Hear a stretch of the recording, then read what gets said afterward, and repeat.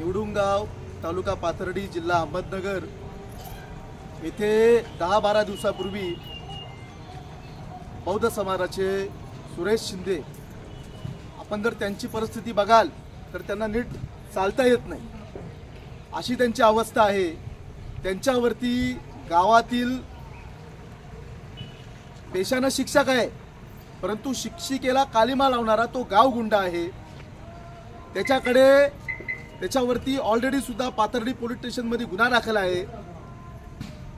असा आरोपी रात्री 2-2 वाजता लोक पाठवून या पती पत्नीला, या दाम्पत्याला, हे दोघंच असतात घरामध्ये तिथे गावामध्ये, यांना धमकवण्याचा प्रयत्न करत होता। त्यांच्यावरती हात उचलला, मारहाण केली, जातीवाचक शिव्या दिल्या।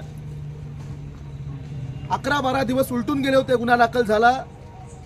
ज्यावेळी हा विषय आम्हाला समजला, आम्ही पाथर्डी पोलीस स्टेशनला भेट दिली, DY ऑफिसला भेट दिली।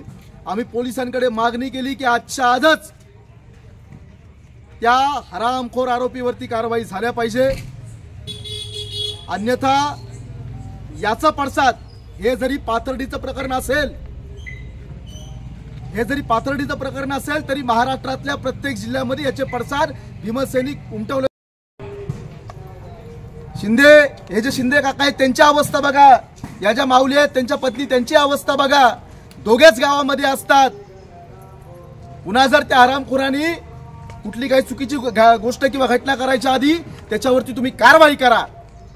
पोलीस प्रशासन आम्ही अपेक्षा ठेवतो की आजच्या आज थोड्या वेळात त्याच्यावरती कारवाई करेल, अन्यथा भीमसैनिक म्हणून, बाबासाहेब आंबेडकरांचा अनुयायी म्हणून, जरी रक्ताने आमचं नातं नसेल तरी मी माझ्या रक्ताच्या नात्यापेक्षा शिंदे काका असतील, त्यांच्या मिसेस असतील, आमच्या माऊली असतील, त्यांच्यासाठी वेळ प्रसंगी रस्त्यावरती उतरावं लागलं तरी चालेल, आम्हाला आमच्यावरती केसेस घ्यावं लागल्या तरी चालेल, परंतु तो हरामखोर अटक होतपर्यंत आम्ही तरी पाथर्डी सोडणार नाही। जय भीम, जय भारत, जय संविधान। डॉक्टर बाबासाहेब आंबेडकरांचा विजय असो, छत्रपती शिवाजी महाराजांचा विजय असो।